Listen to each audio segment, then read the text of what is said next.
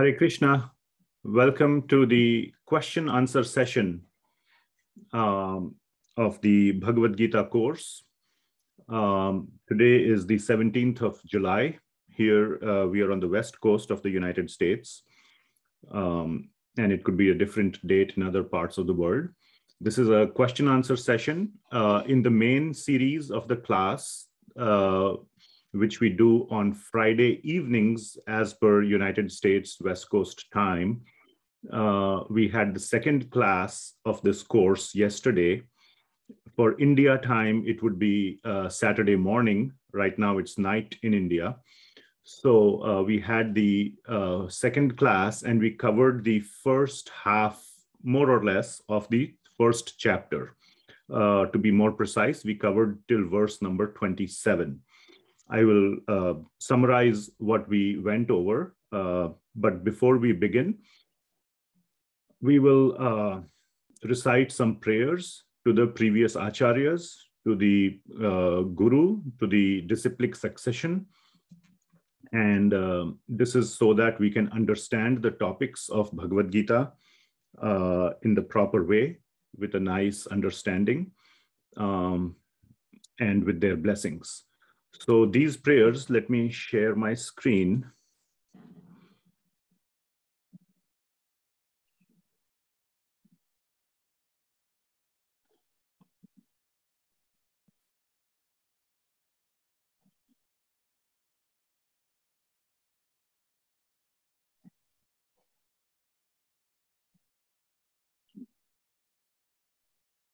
One second. I'm using this special way of screen sharing.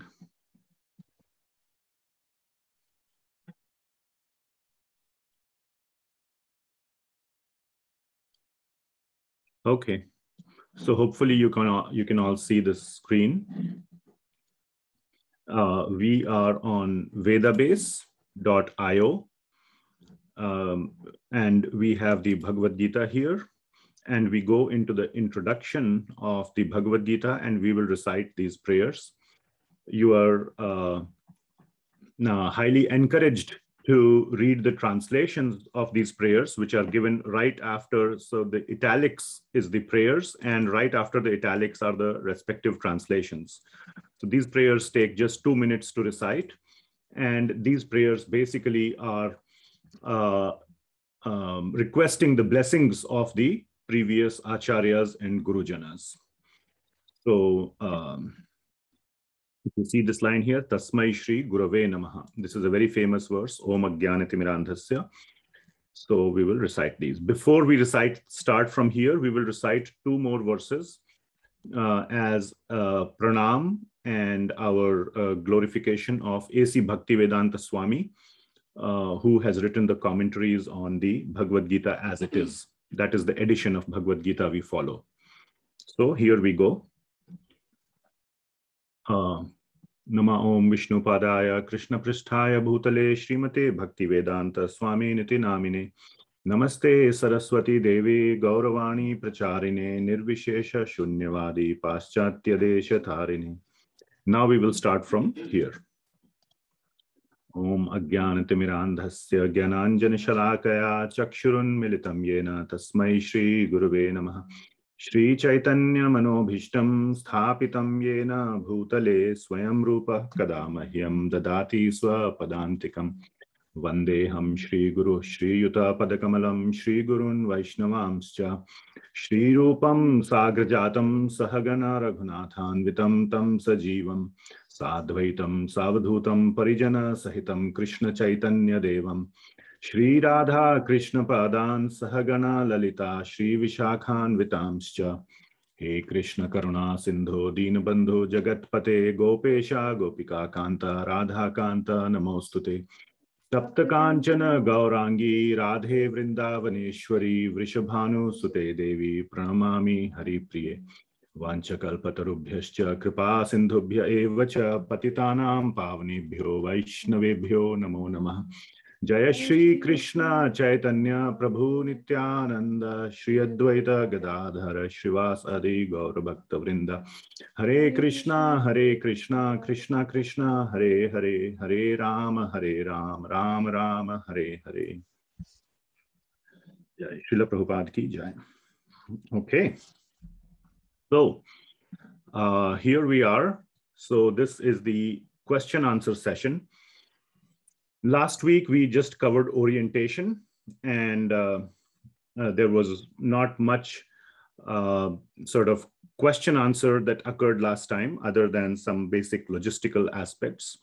Now we have posted the videos of the orientation, the main class orientation, and the first part of chapter 1 on YouTube. The way sort of we want to structure this question answer session is that we expect this we are doing so that first of all there is more question answer time, and for different time zones across the world who where it is extremely inconvenient to attend the main class, and that kind of falls in the Europe, Middle East kind of region, because we do the class at 6:30 p.m. Pacific time, which translates to 7 a.m. Indian time, which translates to somewhere in the middle of the night in Europe, wherever you are, maybe like 1 a.m., 2 a.m. or so on. So it's extremely inconvenient for that. So this Q&A hour is for facilitating a lot of interaction, question answers on the topics that we have discussed in the main class, whose recordings are posted. And this is how we try to bring it as close as possible to a real class experience, because in the main class, it's just me talking more or less. And then we do have question answers in the last half hour. But the class portion is fairly, it's a monologue, so to say. And a lot of the acquisition of knowledge occurs through questions answers. And therefore, I felt that, or we felt, me and my wife who run this course, that if we do that part, post the recordings, plus have this additional Q&A hour, it might kind of, be able to cater to people in every time zone around, as well as give more opportunity for people to ask questions. So with that in mind, we have several participants joining us here. I would like to very briefly summarize what we went through yesterday. But the main expectation is that you, at some point in time, watch the videos actually, and then come up with questions that come to you. Or if you have attended the main class, you're most welcome to come here and take advantage of extra Q&A time as well. So, I'm just thinking aloud here what is the best way to use our time. I don't want to spend a lot of time going over what we have already covered, so I'll very quickly summarize the aspects that we covered. So we started with chapter 1 last night or yesterday. Before we started chapter 1, we covered a very, very important topic called axiom. We have to, this whole course and all the discussion in this course will be based on the Bhagavad Gita. And it'll be very hard for us to have a discussion on very general topics if we don't agree that the Bhagavad Gita is a common text that we both base our understanding and our question answer on. I gave one kind of an example yesterday, but a different kind of example will be, very soon you will see in second chapter of the Bhagavad Gita, we will go straight into the topic of soul, that there is a soul in the body, and that soul transmigrates from one body to another at the time of death. Now, if somebody says, I don't believe in soul, or I believe in soul, but I don't believe in the migration of the soul from one body to the other, I don't believe it. That's not true. Show me where it's written. Okay, that second part is very easy. We can show very clearly it is written in Bhagavad Gita in no uncertain terms. Again, I don't want to cover the second chapter of Bhagavad Gita today. We'll cover it when we cover it. But it's right there.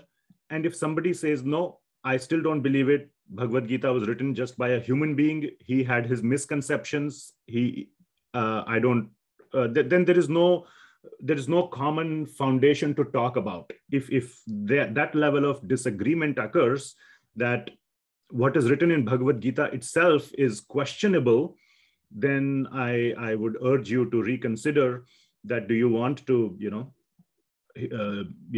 hear the Bhagavad Gita or understand it or not? So some basic level of faith that, yes, I am interested in understanding what the Bhagavad Gita says, and my understanding that I will get will be based on the Bhagavad Gita. That is a fundamental understanding that we need to have. So we covered that topic of axioms. Then we covered some very key concepts in the first chapter. The first concept that we covered was that of attachment. And we talked about Dhritarashtra, how he was very partial to his own 100 sons, the Kauravas, and not so much to his nephews, the Pandavas, who were fatherless.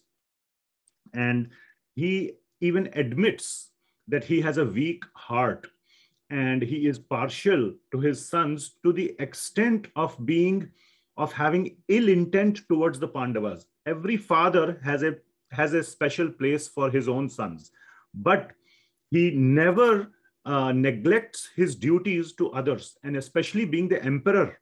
Dhritarashtra was the emperor of the whole world. He let his sons do a lot of injustice, even to the extent of trying to at many times kill or assassinate the Pandavas. And he pardoned or overlooked all those things.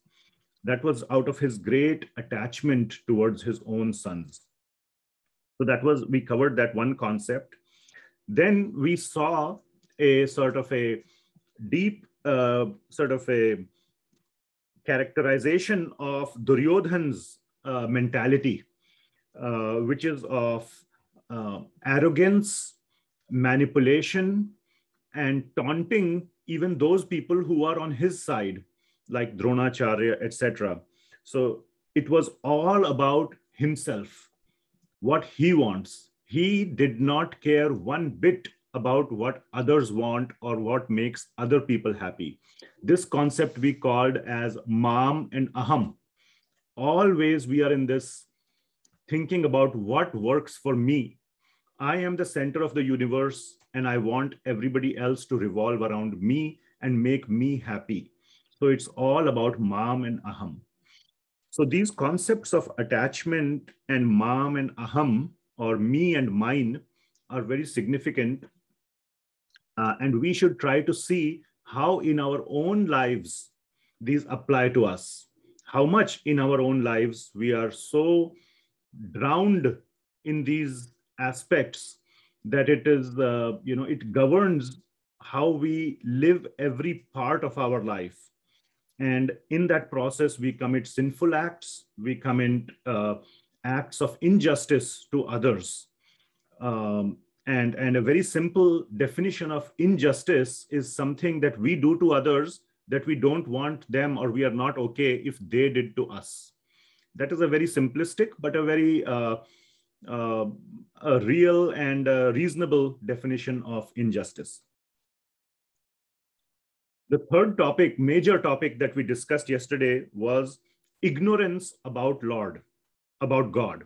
And specifically, we were talking about Lord Krishna, who is no different than Lord Ram or Lord Narayan. They are all the same person, just in different attire, different form, we see them, but they're all one and the same person.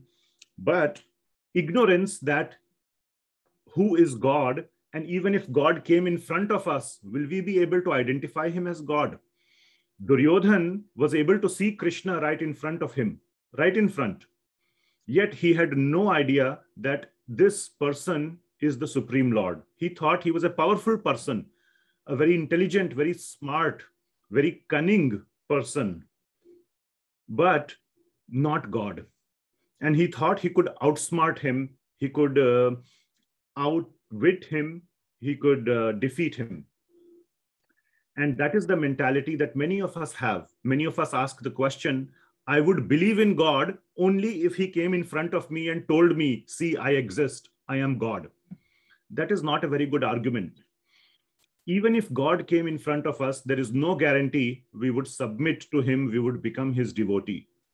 God was there, and there were so many people who rejected him, who were able to see him. We did a detailed discussion on this topic.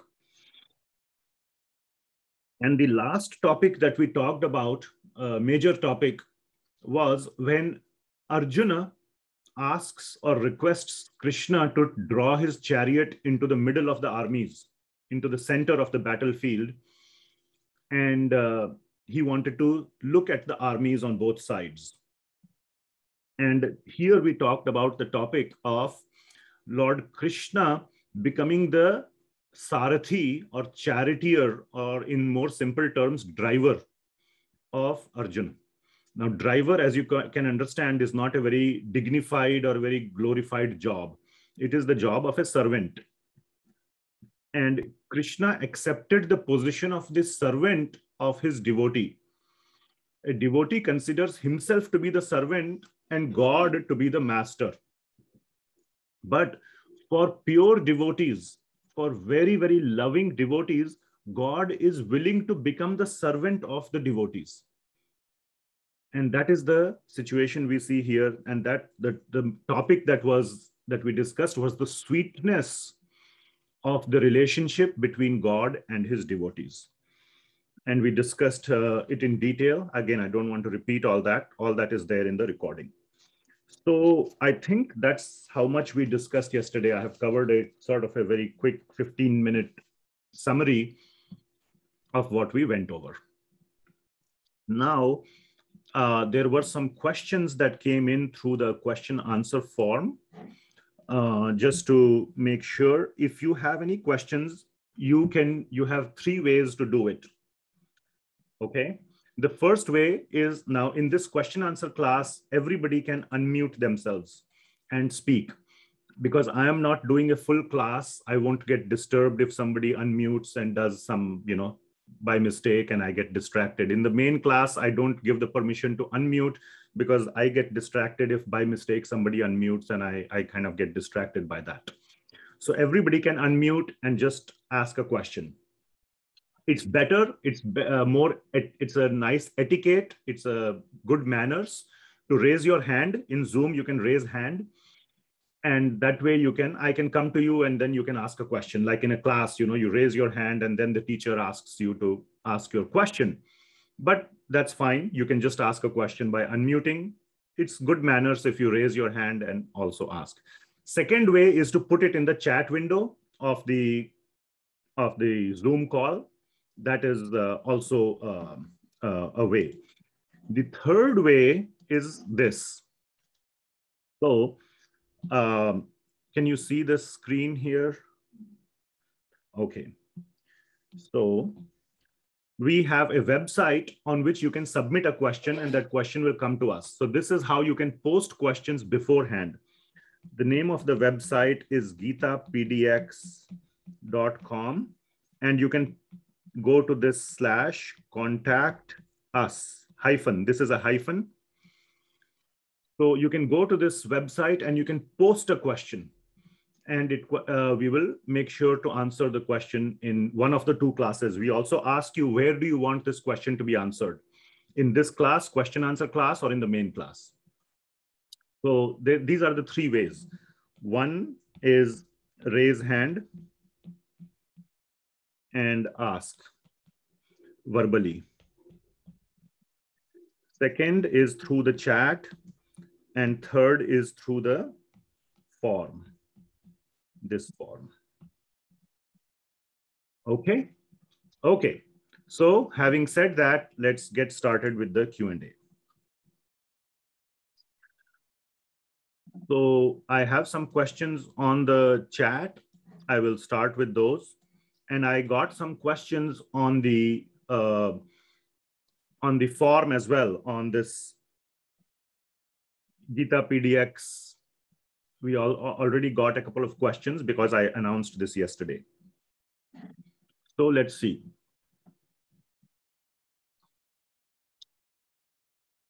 We commit so many, so this is a question.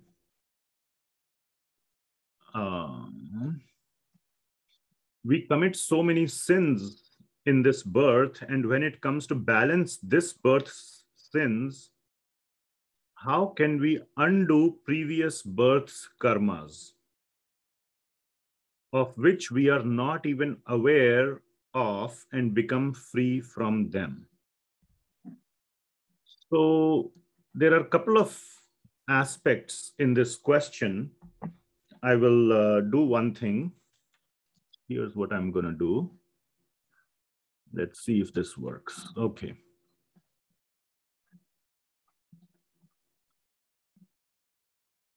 So this is the question. Can you see this? Okay. So let's see how we want to answer this question. Now, first of all, there is law of karma. The law of karma is described in some detail in the Bhagavad Gita. I will focus on verse number 4.17 quickly of the Bhagavad Gita. So let's go to 4.17. Bhagavad Gita. So we go to our Bhaktivedanta, this vedabase.io website. I want to answer all questions from references to Bhagavad Gita. We go to Bhagavad Gita, and when we'll come to chapter 4, then we'll get a better understanding. But I just want to answer this through a particular verse in the Bhagavad Gita. And this verse says, Karmano hi api bodhavyam, bodhavyam cha vikarmanaha, akarmanascha bodhavyam, gahana karmano gatihi. And I just want to focus on this last line, Gahana Karmano Gatihi. Or if you want to read in the IAST format, Gahana Karmano Gatihi, which means Gahan means very difficult. Okay, Karmano Gatihi, this whole system of karma is very difficult, is Gahan, is very complex to understand. So that is what Lord Krishna is saying in the Bhagavad Gita. Now you all understand, just take the law of, I don't know, of many countries, but definitely United States. That's where I live. And most of my adult life has been spent here. Is very, very complex. The law of any country, you can take the law of India or any country, or United States, or any country, is extremely complex. You do not have one lawyer who understands all the law. You have a civil lawyer, you have a criminal lawyer, you have a property lawyer, you have divorce lawyers. You have so many lawyers and attorneys who specialize in one area, and that is just the law of just managing one society. The law of karma applies to all living entities, not just human beings, and to all universes. It's much, much broader in scope, and therefore, arguably, it is much, much more complex than the very complex system of law that we all understand. Okay, so I just want to give you the sense that the law of karma is very complex. And not only it spans this one life. Our one life is from here to here. We say this person lived from 2005 to 2000, I don't know, let's say 75. He lived for 70 years. Our life is defined from A to B. But in the spiritual terms, our life was existed before this and after this as well. And so what we do here, we could get the reaction here. What we do here, we could get the reaction here, or what we do here, we could get the reaction here. There are some things that depends highly on the nature of what we are doing. I'll give you a very simple example, and then we will stop. Okay? Let us say you get cut on the finger by a blade, by a knife. Okay? It starts bleeding immediately. So you get the reaction immediately, and you go and you can put a band-aid or whatever you want. Okay. But if you are smoking, let us say, first time you are smoking, it feels very nice. Okay. Then it becomes nicer and nicer. You are enjoying. You do not get the reaction just in material terms. You don't get the reaction immediately. Reaction comes when? After 20 years. When your lungs start troubling, when there is lung cancer, whatever happens. Maybe you are lucky, you never get lung cancer. There are so many people who smoke for 50 years and they never get any problems. But these problems accumulate over time and then you get the reaction. So the law of karma is complex. It is not so easy that the moment you commit some wrongful act, you will get a reaction right then. It would be great if it was like that. It would be very nice. But there are various kinds of karma that nurture, that accumulate over time, and that highly depends on the nature of karma, just like I told you in the terms of bodily disease. There may be something which, like, if you're exposed to virus, the reaction may happen in 2 days. After, being exposed to COVID, you can get breathing problems within 2-3 days or 14 days. But in case of smoking or drinking, you may get the reaction much later. Just like that, law of karma works. There was another part of the question, how can we undo previous birth karma? So undoing, that's a very important question as well. Undo karma. Okay, you cannot.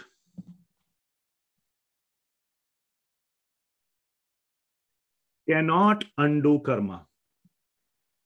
And we will talk about this now there is on my YouTube channel, there is a video on law of karma. And there is a video. Please go and watch that. We have covered in some detail about the law of karma over there. But there are two types of, so you cannot undo karma. You have to suffer, which means for bad karma, and you have to enjoy for good karma. You have to. And karma can be of two types, as in general, good and bad. If you did good things, you have to enjoy. You cannot say, I don't want to enjoy. Now, nobody would want to give up enjoyment. Who would want to give up that? But many people, when you do bad karma, they don't want to suffer. Okay, so you have to. There is one way. There is one way to undo karma. And that way is by devotion or bhakti. Then you can undo karma. And that I will just point you, and we will end this particular question over here. That is one of the most important verses of Bhagavad Gita, and we'll go straight into the 18th chapter. Last chapter, 18, verse number 66, we will go to. And Krishna says here, Sarva dharman parityajya mam ekam sharanam vraja. Aham tvam sarva papebhyo moksheshyami ma shuchaha. What is Krishna saying? Aham tvam sarva papebhyo moksheshyami. Sare papon se moksha mil jayega. Which means you don't have to suffer. Moksha means mukti, or you are pardoned. That is the true meaning of moksha. The literal dictionary meaning is you are relieved. You are whatever, relieved, right? Written off. If you do what? And this is a very important verse. We will spend 30 to 45 minutes on this one verse when it comes to the 18th chapter. Sarva dharman parityajya mam. So let's not focus on this. This is complex. Sarva dharman parityajya. You will get confused because we are jumping straight to the end of Bhagavad Gita. The whole understanding has to build up. But the topic I would like you to catch is Mam Ekam Sharanam Vraja. Meri Sharan mein aa jao. Come to my Sharan. Mam. Mam means Krishna is saying Mary, my. My Sharanam Vraja. Vraja means please come. Okay. So come to my Sharan, which means become my Bhakta. I will cancel all your papa, karma. You don't have to suffer. That is the only way. But otherwise, there is no other way. You in the modern context, a very good analogy is presidential pardon. You have heard about this. If you do a sinful act and the Supreme Court, even the Supreme Court says you are guilty and they give you jail time, nobody can override that. Nobody. Law of karma is like your Supreme Court verdict. Can anybody override the Supreme Court? No, no appeals. But there is one thing that can be done, which is presidential pardon. Now, of course, president is not supposed to misuse it. But that is in the material context. God also does not misuse. The purpose of this creation is for all the living entities to love God. That is the purpose of creation. We'll go into these topics later as well. Now, don't ask a question, what is the purpose of creation? There's that, it will become like whole Bhagavad Gita into this 1 hour. I cannot do that. Okay. But the purpose of creation is for the living entities to love God, because we are children of God who have forgotten our relationship with our Father. Krishna is our father and we are the children. And all fathers, if he has lost children, he puts advertisements in the newspaper. My child is lost. If you see this, please call me. Please come back. Like that, Krishna is waiting for all his children to come back to him. So he is willing to pardon out of his love. Okay, whatever you have done, child says, I am a very bad person, my father. How can I come to you? Father says, don't worry, just come to me. I will accept you even with all your bad qualities. That is the kind and loving nature of the Father. So I will stop there. That was a very long answer to this question, but very nice question about how can we undo karma, and how can we, how does this law of karma work? Okay. We can take one question if there is online any question, like anybody wants to speak a question, or I don't see any raised hands, so we will keep going. There was a question before. Gita says we have to pay for karmas of the past birth as well. Yeah, I think we covered that already. That discussion we already had. Okay, next question is,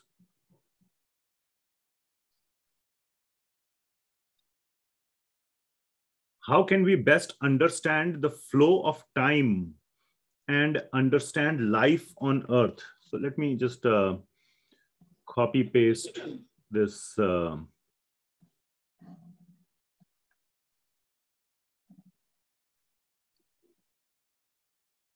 question. So it says, how can we best understand the flow of time and understand life on earth? I'm curious on how the time cycle is said to be repeated time and again.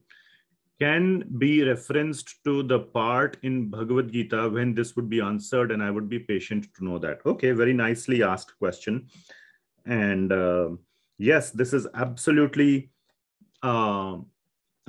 mentioned in the Bhagavad Gita. We will cover in chapter 8 of Bhagavad Gita, where we will have a very nice discussion on the time scales. And I can very quickly show you in the Bhagavad Gita as well, wherein it is coming around verse numbers 15 is uh, 16 onward, 16 to 18, we will cover. So 15 is Klesha and Dukkha. So Dukkhalayam Ashashvatam.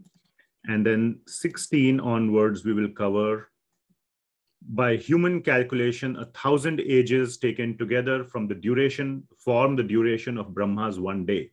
And that is, or such is the duration of his night. At the beginning of Brahma's day, all living entities become manifest from the unmanifest state. And thereafter, when night falls, they are all merged into the unmanifest again. Again and again, when Brahma's day arrives, all living entities come into being, and with the arrival of Brahma's night, they are helplessly annihilated. So 16 to 19 verses is the very good reference in Bhagavad Gita to the time scales. So yes, thank you for being patient. We will cover this in 8.16 to 19. All right, thank you.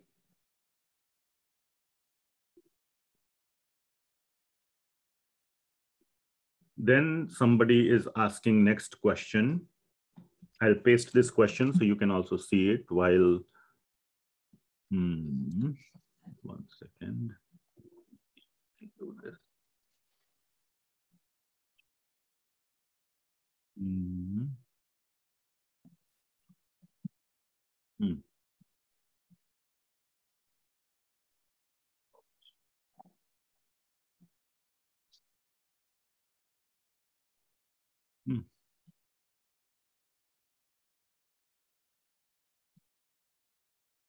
Okay, I'm trying to read this. You talked about attachment, how one can become unattached, especially from loved ones.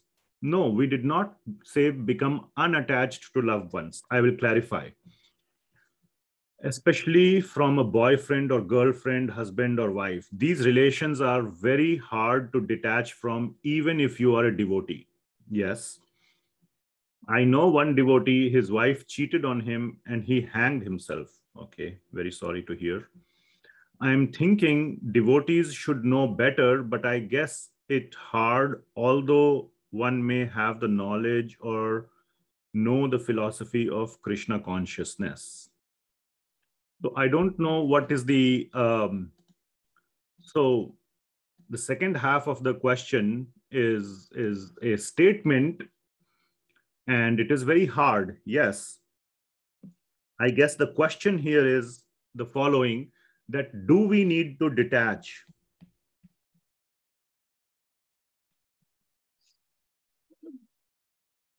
from family relations?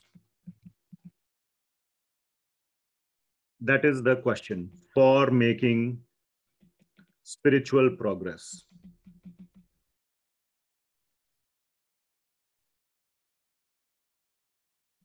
That is the question. I think that is that the question? Whoever asked this, is that a good summary of the question? Because the question was going beyond some things and presented an example and so on.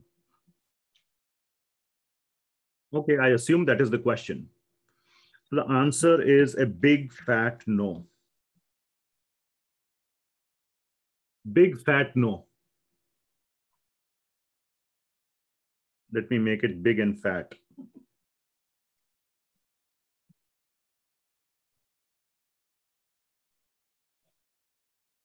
Any examples in the scriptures? You have an example right in front of you in the Bhagavad Gita. Who is the main character in Bhagavad Gita? Other than Krishna, of course.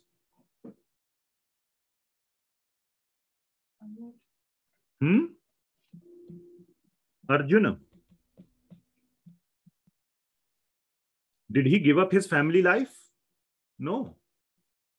Even after the war was over, he was still married to Draupadi and to Subhadra. He had 2 wives. So Giving up family life is not the aspect. But if, here is the point, if the family life is pulling you towards materialism, there are two things: materialism and spiritualism.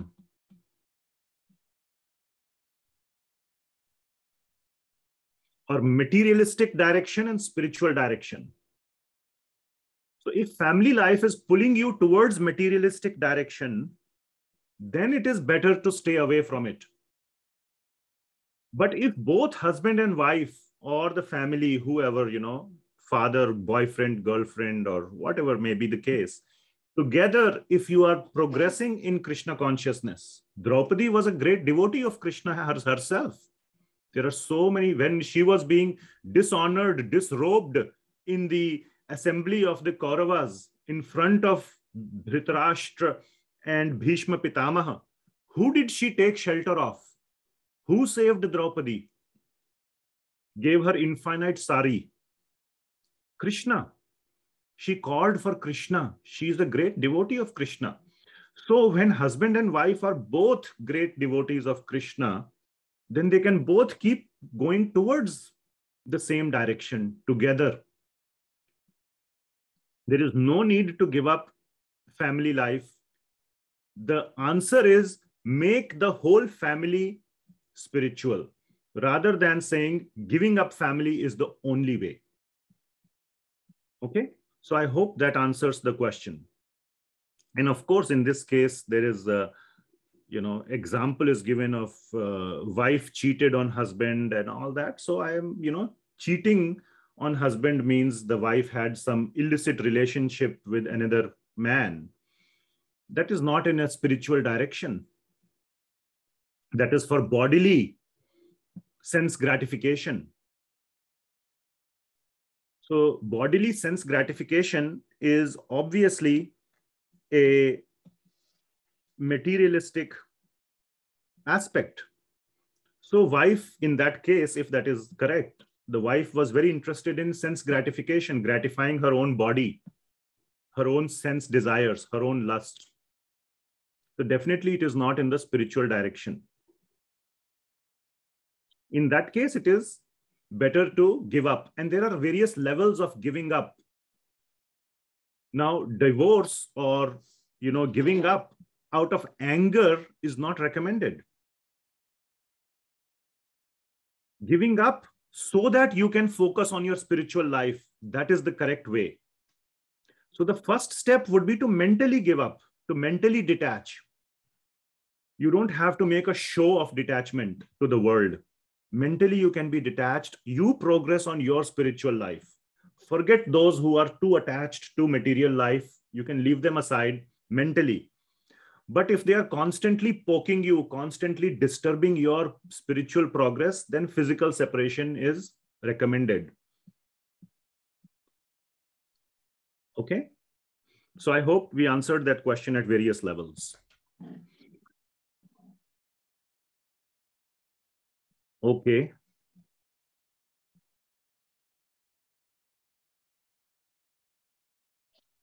Now, there are some questions which are just point statements, liberated. I do not understand how to do it.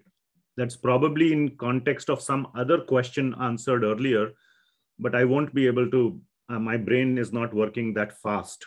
I'm trying to focus on all the chat messages that are coming in. So if you can form fully formed questions, that will be nice. I cannot remember who asked the previous question, and this is a follow-up one line to the next one. That is a little hard. So I'll take full formed questions.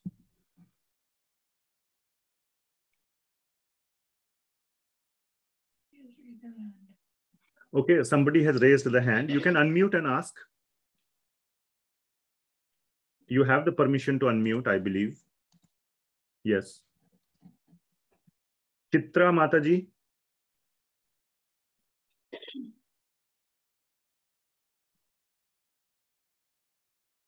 Okay, we will move on. If you can unmute yourself, you can unmute and ask.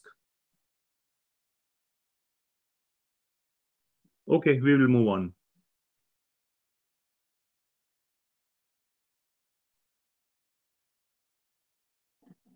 Okay, very nice question on prescribed duties. So,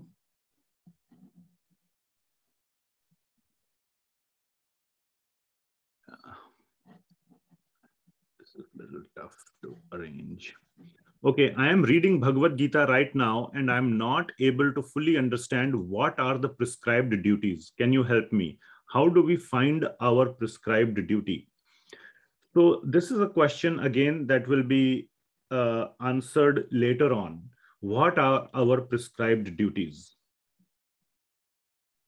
Our prescribed duties are given in the spiritual sense. When you are asked to make spiritual progress, you are supposed to continue to do your duty. Giving up your duty is not recommended, even for Arjuna. Oh, sorry. Even for Arjuna, he was asked to do his duty, which was to fight the war. So you must continue to do your duty. And for us, we can have two types of duty: general and specific. General duties are described in scriptures, which is also known as Shastra.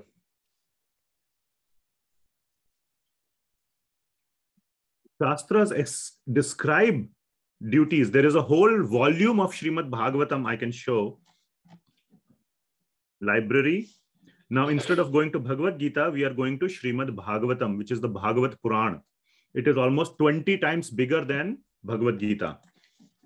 And it has 12 volumes, not one volume like Bhagavad Gita, but 12 volumes. And sixth volume is, what is the title of sixth volume? Prescribed duties for mankind.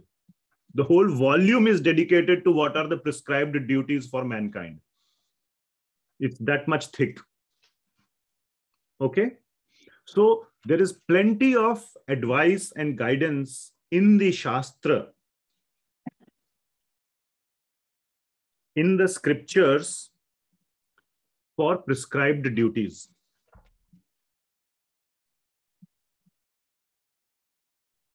And then specific duties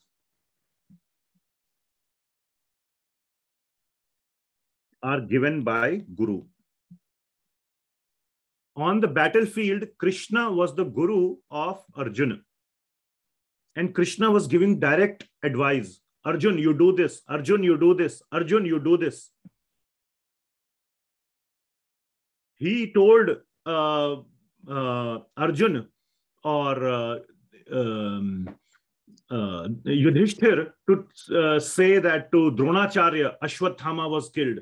And then Dronacharya kept his weapons. And then he told Arjun, now you fire a weapon, your arrow on Dronacharya, kill him.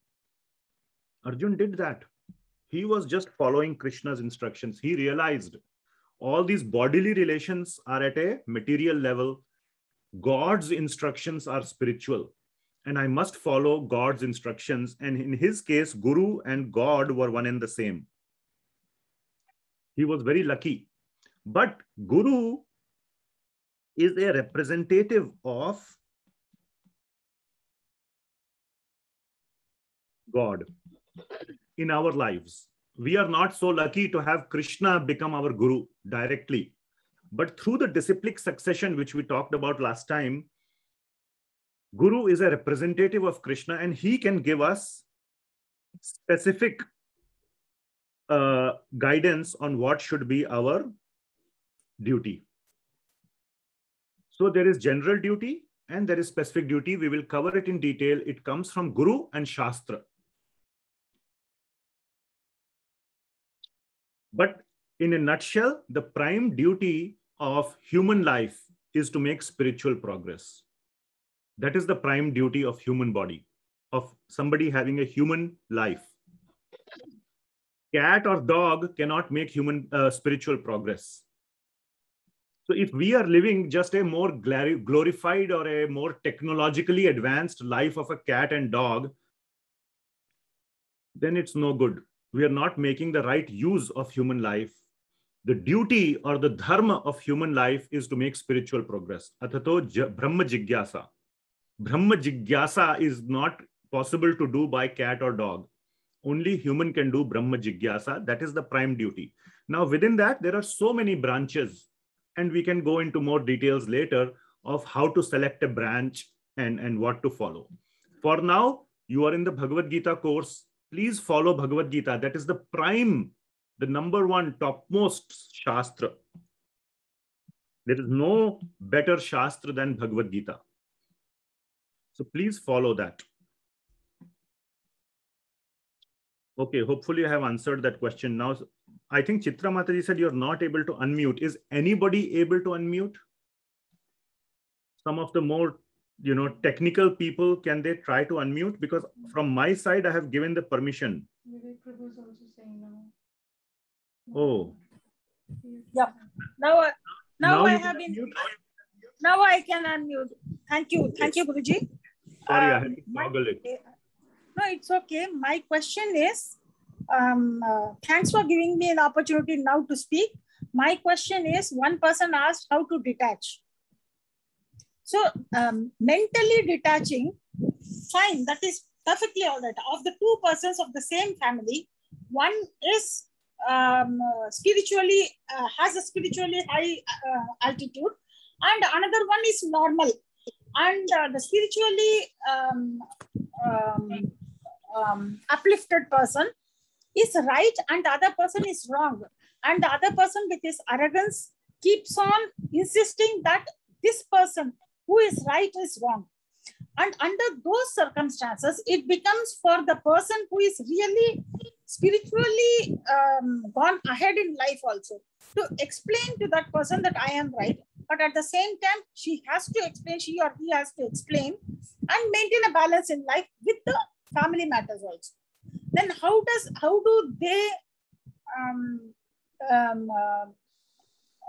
how does that person detach? Because if that person detaches by ignoring or by not giving answers for which she thinks, if that answer is going to not going to go into the ears of the person, then how, and that person will feel disrespected, how without disrespecting that person she can detach?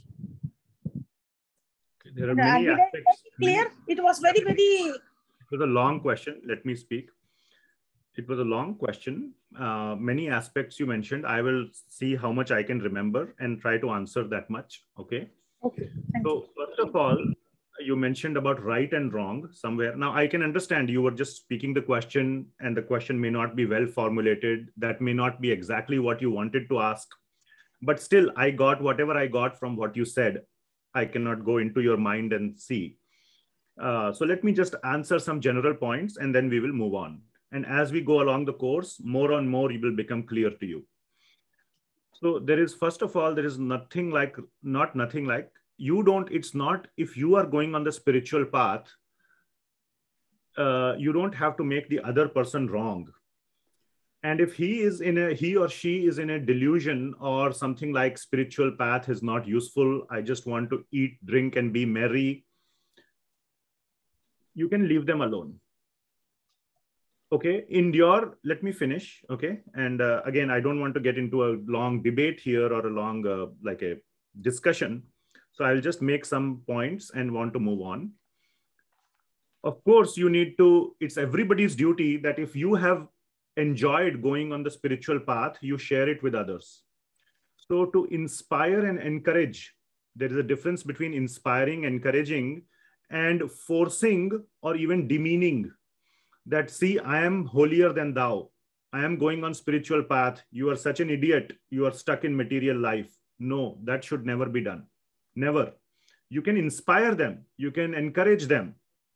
Because you got benefit, they will also get benefit. If you ate gulab jamun, you can say, hey, this gulab jamun is really sweet. Please have it. You will also enjoy it.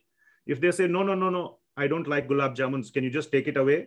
You can say, thank you very much. No problem. Okay, you don't have to force it in their mouth. So nothing like right and wrong. You follow your own path.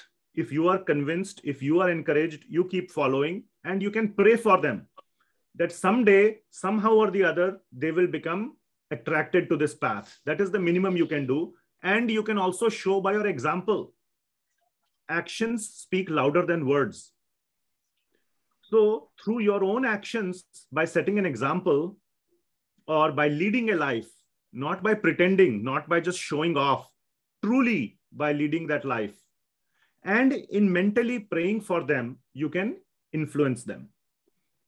Okay, that is one side, one aspect. I'm not forgetting whatever else you asked, but let's just stick with that, and you continue making progress in your life. Now, if they are actively troubling you, I think that was the aspect. If they are poking you, if they are saying, no, you won't do this, you should not do this, don't do this, they come and keep harassing you, then there is a 3-level mitigation plan called TME. Let me share the screen again. And it's better to kind of write it down and show. Okay, TME. T stands for tolerate. M stands for mitigate. And E stands for emigrate. Okay, it goes in this sequence. First, tolerate if possible. If it is not that bad, one of the things is tolerance. So try to tolerate. It's okay if that person is troubling, somehow manage. Don't demean him, don't insult, don't say harsh words. But at sometimes, if you have to be firm, you can be firm. Again, I don't want to go into whole analysis of what to do in a specific situation. We can talk one-on-one if you have a problem that you want some solution to.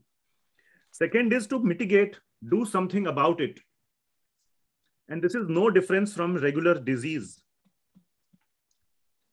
Okay, regular disease, tolerate. If there is some headache, you can just tolerate. It's okay if there's a headache, I can continue. Mitigate means you take a pill. You do some mitigation action to solve the problem. Emigrate means then finally you have to detach physically or do something about it. Like you can go and do an X-ray scan in your brain. If there's a tumor, you get it out of your head, the tumor. Throw it away. So then you have to see again. So I will stop there.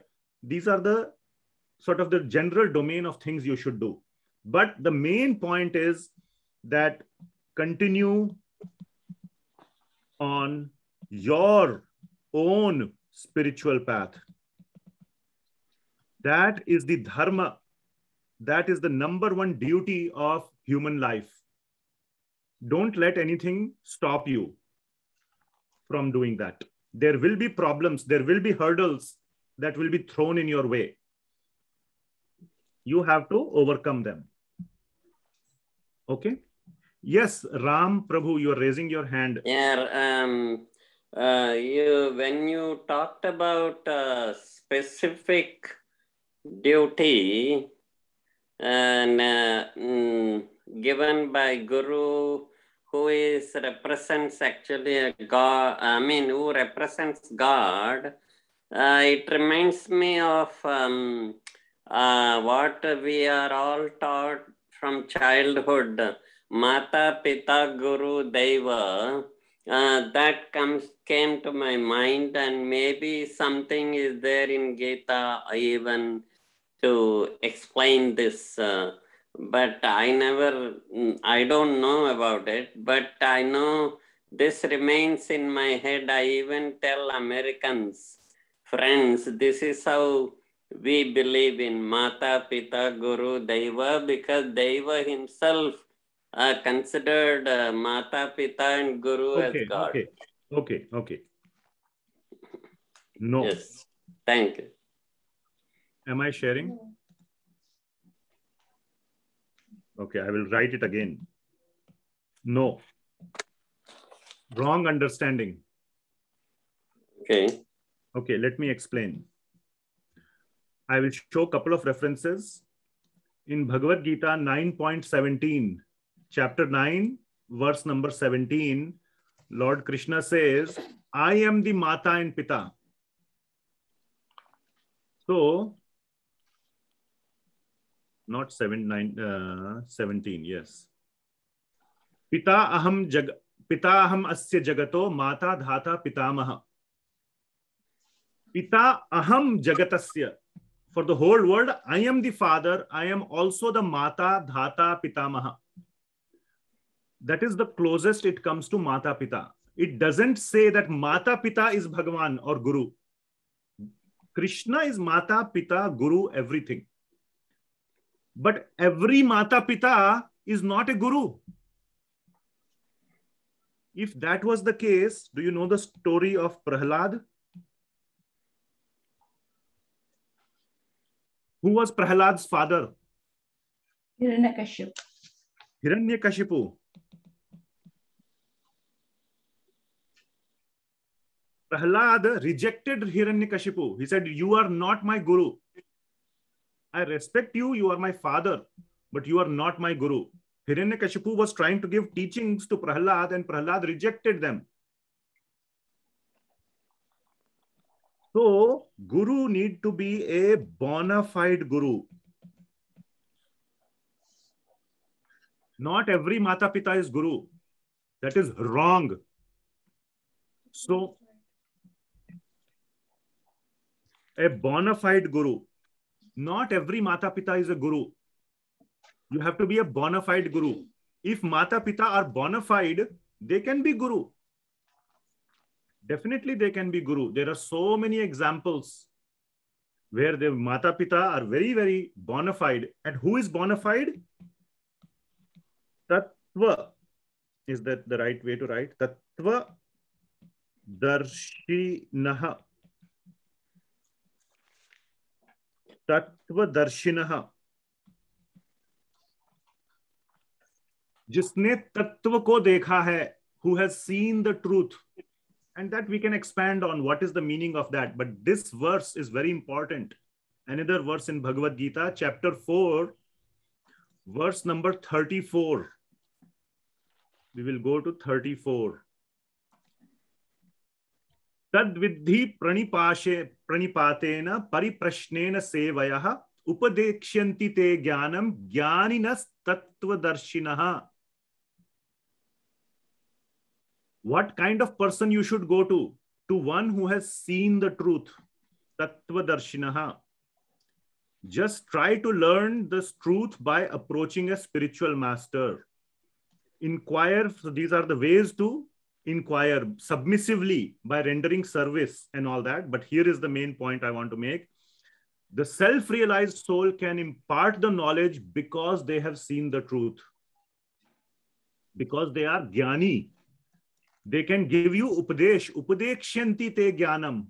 They can give you upadesh, the right upadesh, because they are jnanis, and they are jnanis because they have tattva darshinaha. They have taken darshan. They have seen the truth.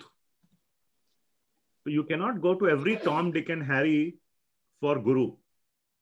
And not every father, mother is a Guru. All right. You have to find out a Guru. You have to seek a bona fide Guru. There are so many cheats. So many cheats are also there. Babaji, this, that, XYZ, this. Like there are cheating doctors. Everybody can open a shop, at least in India. In America, there is some more strict control. India, everybody can become Vaidyaji. Go to my Vaidyashala, they will give you some powder. Okay, nothing happened, no disease. I still am having the pain. What's the point of going to some Vaidyaji? Okay, so you have to be but if you say I have a degree from All India Institute Medical Sciences, then there is some reputation, some credibility. Maybe still you are, don't know medicine. You just got the degree, but at least some. So, and then you have to go by the other people's faith. No, this doctor is really good. He has treated my disease. So there is a whole process we discussed yesterday also, the process of finding the right Guru. Okay, just by putting on your forehead, I am Guru means nothing. All right, very good question. Thank you for giving me the opportunity to clarify. Thanks. Thank you. Okay. Next, let us see. It's already 11:06. Yeah, there are so many wonderful questions, and I don't want to go beyond time or keep you here beyond the time. So maybe we will do, I need to shorten my answers, but also I feel like I need to explain it nicely. So there is main class, there is Q&A time. We will try our best to, fit it all nicely together. I will also be, this size of the class grows every year. First, there used to be just 5 people. Then it became 15. Then it became 30, became 100. Now it's like 200. So more questions are there. I am also learning. I am also growing in terms of, how to deal with more and more participants, more questions. So I will noting all your questions. At some point or the other, I will answer them. Okay. Maybe I will just make YouTube video and post it. Answer to, you can watch it. So if you have a question, you also have to put in effort to watch it to get your answers. So all these things are possible. We will see, but I don't want to violate the time commitment. So we will stop here, but I promise you stay engaged in this conversation, stay engaged, stay connected in the class. All your questions, I will absolutely, I promise you, sometime or other, I will definitely answer. But right now we are out of time, so we will stop. And any last minute logistical questions or anything?